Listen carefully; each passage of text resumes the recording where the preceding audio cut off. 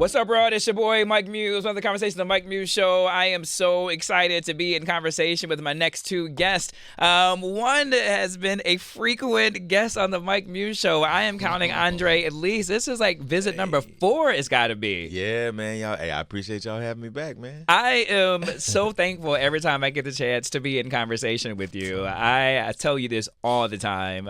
You're one of my favorite thespians out there, and I do use the word thespian audience because there is quite the difference. And every time you come onto the scene, man, it's just so layered and it's just so complex. And even when I meet you and see you out and about in the streets, you carry this certain just energy about you. It's very centered and very grounded, and it's always welcoming. So I just wanted to say thank you for that and salute, my guy. Thank you, man. I really appreciate you saying that, man. Thank you for acknowledging the work and for always making space for us, man. We truly appreciate it. Man, there's always going to be space for you here on the Mike Muse Show, man. And wherever else I go in my life, there's always space for Andre Holland. And then also, too, Roy, what is happening, Mr. Roy Wood Jr.? How you doing? Good to see you. This is my journey into thespian land. Love Brooklyn. Yeah. It's my journey. I get a chance to see you just out and about, being outside, and we see each other here in the hallways, too, of Sirius XM and other spaces and places in the media landscape. But I've never had the opportunity to be in conversation with you in official capacity. It's good to see you at all the black people events. Yeah. Time to time around town. Yeah, but now I get a chance to have you as my guest, so it is an honor and pleasure to have you here. Absolutely. How are y'all brothers feeling today? I love a good combo, good duo. I'm good, man. I'm excited about the film. I mean, Andre put his blood, sweat, and tears into it. Our director, Rachel Abigail Holder, put her blood, sweat, and tears into it. So I was just honored that the brother even invited me to go on the journey with him. Like, it's about 3 years ago? Ain't that something? We shot it. 2 years ago. Okay, I love that. How's your summer going, Andre? You in your summer era, your summer vibe? It's been good. I just realized this weekend that it's almost over. Bro, we got 1 week left. My God, I was out just yesterday hanging out in the neighborhood, and somebody said, "Well, it's the last week of summer." I said, "What?" Yeah. It is. Yeah, but it's been cool. I didn't get to do as much as I wanted to do, but I did get outside a little bit. I'm hearing that. I'm hearing people are saying they didn't get a chance to do as much as they wanted to. You're legit about like the 5th person throughout the weekend that I've heard to say that. Yeah. What about you, Roy? Did you get as much as you wanted to, or are you in the category of there's still more to do, you didn't get enough? It was chaotic, but I was blessed to be working, so I'm very hesitant to complain about working. Yeah. But got a little bit of traveling done. Went over to Scotland for a quick minute. Was up in Montreal. Nice. For a quick minute. So if I can catch a passport stamp or two, that's a good summer as far as I'm concerned. Those are the 2 places I have yet to go, but it's on my to-do list to do. Montreal, I think it's just a cool, quick trip, I think, coming from New York City. Yeah. But Scotland, I want to get better at my golf game before I go over there, right? I feel like that would be the real windy. Yeah, be tight. Yeah. I feel like that's the place to do it at when you get that right there. Yeah. Nah, it was love, man. I was over in Glasgow chopping it up with some black folks that live over there, native Scots, if you will. That's all on TikTok right now. Have you seen that, Andre? I haven't seen it. No. Oh, it's a whole craze now that I guess black Americans have discovered that there's black people from diaspora that live over in Scotland. Is dark-skinned people talking funny? Yeah. What? So it's like, yes, we're everywhere. Like, But no, it was a good time, man, to just go over there and chop it up. I was over there for a festival, but ended up just in the streets cracking jokes with regular people. Nice. And I also, too, Andre's gotten into, like, Scotch. And I just determined what type of Scotch I like. It comes from the Highlands. So I'm a very particular type of Scotch person. I just was informed based upon what I liked. I didn't even know it. So now I have a newfound appreciation for it. Yeah, you ever just be drinking something for, like, years and years and then find, well, they only make 10 bottles of this a year. Especially, I'm like, oh, really? That is like when I found out that Hennessy was a French dessert beverage or something. It's like the way we drink Hennessy over here versus over there. Hennessy is something you have a sip of after you've had your dinner. And I think I'll have some Hennessy before bed. Like, no. Meanwhile, Hennessy soaked French toast for brunch. Right? like here in America. Blanton's, the bourbon is like that. It's one of those hard to get. They only allocate like 5 bottles per liquor store and the whole 9. Yeah. Our problem's always we're not alcoholics here. Somehow we just kind of leaned into this. But I want to get into the movie because I know I can talk to you brothers for a while, but don't have much time, but I love the movie. I had the chance to watch it late last night. Audience, they're here to promote this movie called Love Brooklyn. I didn't know what to expect. I never read any synopsis. I don't watch any trailers before I preview a movie, before I have to engage with my guest. And I was thoroughly surprised in every scene. And Andre, you had me at hello, because in the summer era, I have discovered my love for bicycles. Have you? All right. The opening scene, audience, is Andre just cruising down a bike, a non-e-bike, by the way. Yep. I'm in my e-bike phase. I don't want to, say I can relate too much to you. Yeah. But there was a moment when the audience in the opening scene is these beautiful canopies of trees going down this gorgeous street, and you kind of lift up from the bike and you lift your left hand out and you kind of hold it up into the wind. I do that frequently, and I think it's just such a beauty about it, and it's like a freeing moment, and I think it just gives me a moment to have a little bit of peace. Yes, man. But we got to go for a bike ride some of this time, man, because I'm on it. I would love that. I would love that. And I feel like the bike that you had is like a really cool, but in my world, I feel like in real life, you have a real bike. You know what's funny? That's actually my real bike. No way. It looks like an Andre Holland bike. I love biking, man. And matter of fact, I bought that bike when I was shooting a show in Paris. No. Yeah, I bought it over there, and I loved it so much. I had them break it apart, put it in a box, ship it to New York, and then put it back together here. So, bro, it gives that vintage Parisian feel. Yeah. Yo, I knew that. Yeah, you got a good eye, man. I went to the Cape recently, and the hotel I had those type of bikes with a basket, and I felt very Parisian, right? Yes. I think I wanted to get like a loaf of bread, and kind of put it in the basket. So why then set the opening scene with that? Well, the movie, so originally when the movie was written, it was not set in Brooklyn when the script came to me. But I read it. I loved it. I saw black people in it. I saw my neighborhood in it. And so I went to Rachel, the director, and I was like, I think this dude should be on his bike, riding around as he's trying to like process and think through what's going on in his life. So those scenes became really, really important to me. And it's such a unique and beautiful way to experience the city, by bike. And for me, just on a personal level, it helps me figure things out for myself. When I'm in a moment where I don't know what to do, man, I hop on that bike and head out and love it. I'm noticing that for myself. Is that the bike allows me a little meditative process. That's right. I put my earbuds on. I don't know if you should or should not, but I do. And kind of drive. I like going up the West Side Highway and kind of being by the water and kind of just reflecting. And so I was able to relate to the character immediately when it comes to that. Roy, do you have that moment where you have these meditative, self-care, reflective moments that you have like within your life? For me in New York, it's walking. Yeah. I'm the opposite. I like the chaos of Manhattan. Like, for the tranquility that we present Brooklyn, for the tranquil place that Brooklyn is presented as in the film, for his character. Me personally, I like noise, yelling, some car driving by cussing at somebody. Like, that's my New York. And that's where I feel most at home. Like, I'm one of those people, I'm one of those Southerners where you put us out in the country and it's just crickets. It's too quiet. Too much, yeah. It's too quiet. I need the noise. I need a siren.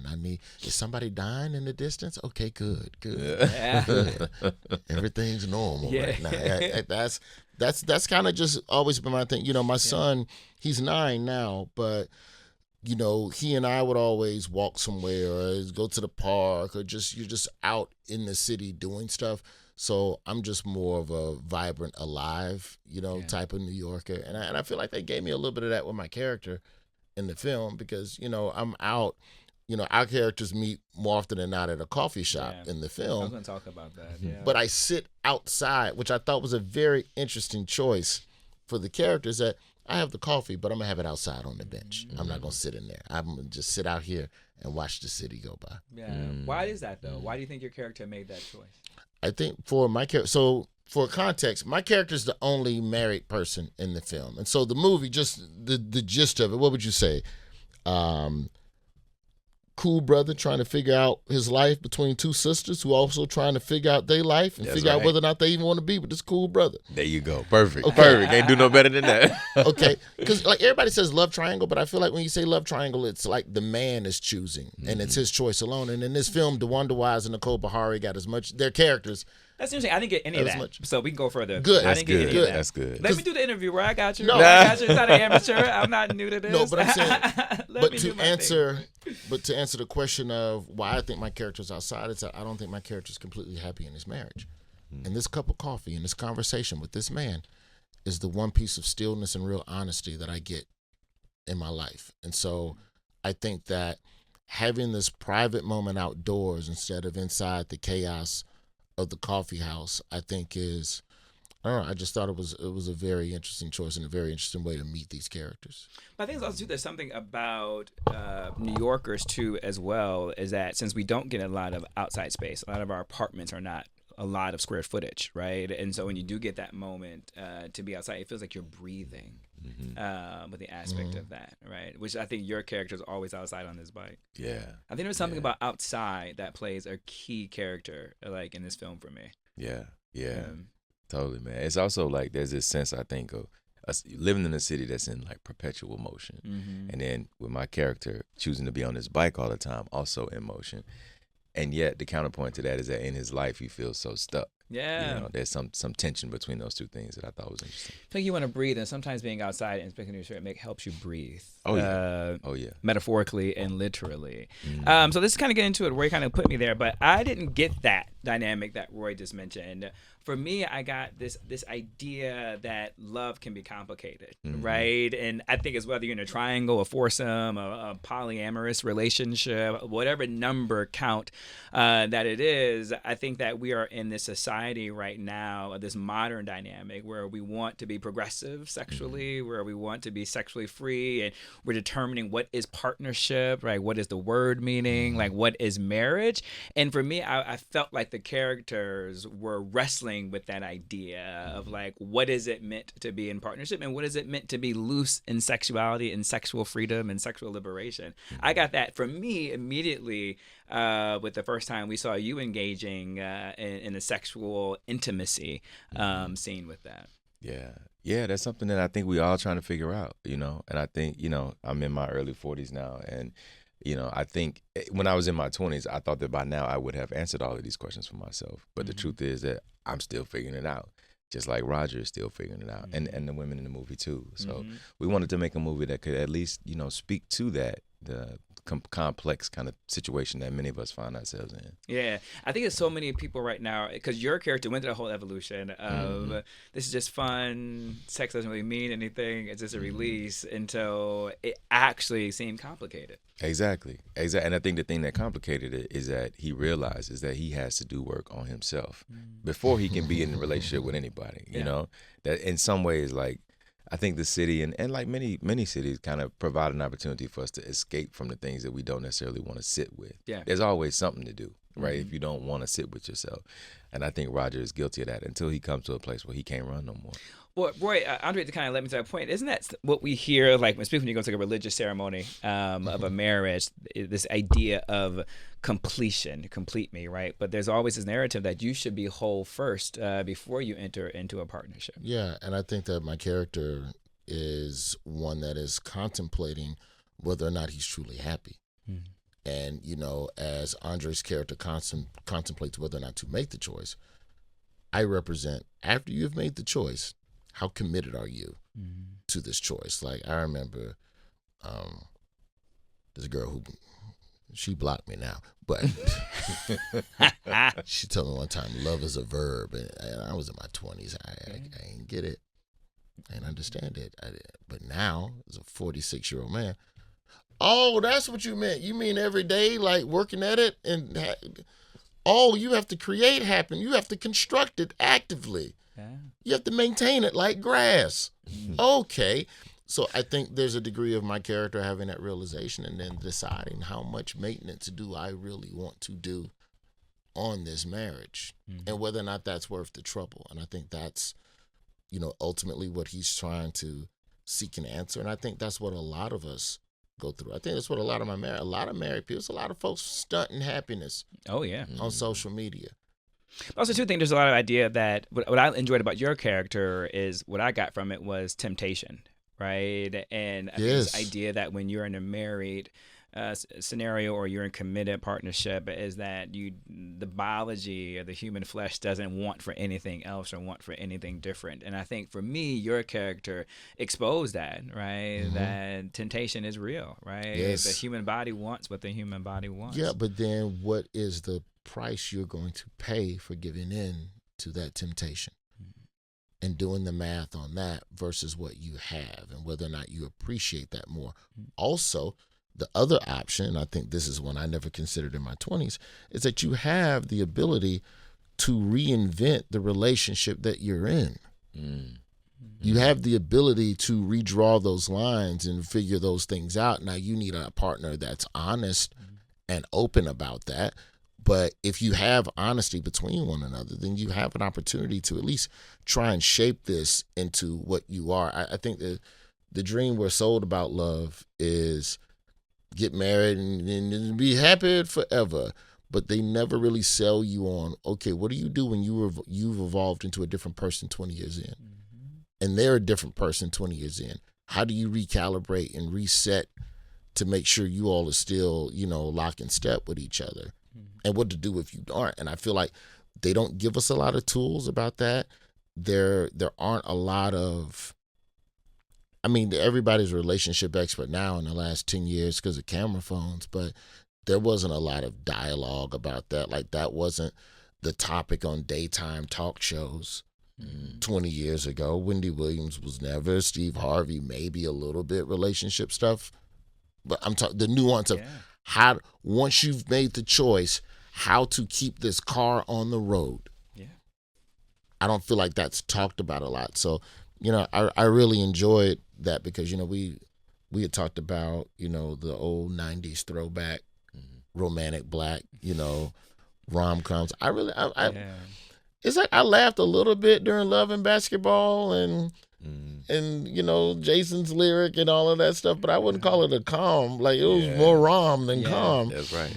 But the idea, like those films presenting this choice and my character being kind of this ominous kind of Yoda character that's just kind of over here going, hey, just remember, whichever one of them women you figured out with, you're going to be like me soon. Yeah. Yeah, so yeah. So interesting, DeWanda Wise character, speaking of the 90s, I got She's Gotta Have It vibes from that. And I got like sexual liberation and particularly for females, right? And then the sexual liberation and what does that look like in 2025? And then what happens when you wake up and you think about the consequences, or I should say the ramifications of wanting to have that sexual liberation. How do you ultimately feel, right? And that's why I got a lot of that when it came down to it. But the communication, I think, is important because I feel like that opened up something, Andre, in your character when you started talking to the two of the partners that you were engaging with, right? I felt like once the communication got real, I felt like that's when the vulnerability occurred. In the relationship, and it had nothing to do with the triangle. It was just like, now we know where we are. Yeah, honestly. Yep, I think that's right. And then from there, you can, like you said, Roy, make choices. But until you had that honesty, you ain't doing nothing. Yeah, just repeating old patterns. Yeah. And talk to me a little bit about.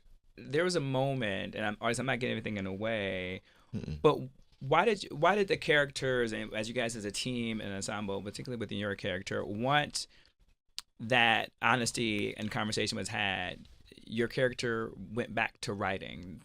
Talk to me about that moment and particularly how that came up in that scene. Yeah. For me, I often find that like whatever, I used to think that there's this big separation between my art and my real life, But the older I get, man, the more I realize those two things are so deeply connected. When I'm stuck with my work, it's usually something in my personal life that I need to deal with, and vice versa. They are in conversation with one another. So to me, it felt really important to have him dealing with both of those things at the same time. And I think the honesty that he ultimately finds in the relationship does start to unlock a kind of honesty in his work. I think the piece he's writing at the beginning of the movie, he opens up saying like, my editors are expecting me to write this thing because that's what they know me for. Yeah. But I feel like I should be doing something else. I don't know what that is, but I feel, pulled in this other direction. And I think, once he was honest about that and then had the courage to like speak his truth in his relationship, he then was able to speak his truth in his work too. Yeah. It's almost like the editor didn't know me because I haven't been vulnerable with them Exactly. in terms of who I am. Right? Exactly. I've been frozen in this idea of what they think I am. Yeah. And that's something that I, myself really relate to. I think in my career, even like, for many years, I think people kind of came to know me as like, oh, that's a dude who does the like very serious parts and like the, kind of heavy movies and this kind of thing. And that's true. But also there's so much other stuff I want to do as well, And I think the industry sometimes like ossifies you and like, oh, that's his thing and that's it. Yeah. But we're capable, all of us, of so much more. We've talked about that with your work, man. It's like how, I think people have been surprised to see to see you as a serious actor too. Yeah, it was nice. It was nice to play something a little bit more grounded where I ain't got to yell and holler about politics. Yeah, that was cool. I thought your character was very restrained when it came to that, right? In terms of it was a true representation of that. You still get to be funny, but it's just more of a under the breath. It's more so how I behave in a group chat with my boys than performative comedic type registries. Talk to me about the timing of communication. I'm not going to keep you. I know you guys have to get going, but I love the conversation that you had with one of the customers in a coffee shop, and you guys were sitting outside, and I just thought that was just such a great human moment when something could happen, but then you decide just to come clean. I'm trying not to give anything away too much. Talk to me about how you thought about that scene and when it was appropriate time to come clean and be honest about the direction that you guys were about to go in. I thought that was brilliantly done, by the way. I think part of what I enjoyed about playing this character is that I've been in relationships where I was the bad guy, where I cheated and where I did the wrong thing, So you can, dare I say, tap into that. But it's like, it's the realism on the backside. Because, like, you can have a good woman, you can cheat, right? And then you go through every man, I think, goes through why did I do that? I shouldn't have done that. And deep down, you wanted more options. And then you have these options, and now you miss her. And now you're thinking about her. And so that haunts you, and that sits with you, and it lives with you for many years. Like that idea of that type of guilt, right? So if it's me being flirty and then seeing how far you can take flirting for the sake of flirting and then having that 5-year realization in the present. And you start doing, I think that's the thing that a lot of men don't do before they cheat. You don't do all the math of, all right, once you call it, how's this gonna go? Okay, she gonna take the house, and she take the house. She gotta find somewhere to stay, but you don't have a deposit, and you just quit the Daily Show. So now you gotta get 1099s, but they don't give you an apartment. You got 1099. You need W-2s, so you probably need to stay at the job. If you're gonna cheat on her, you need to keep your job so you can have a pay stub to be able to have somewhere to stay after she can. You know what? I'm gonna just go home.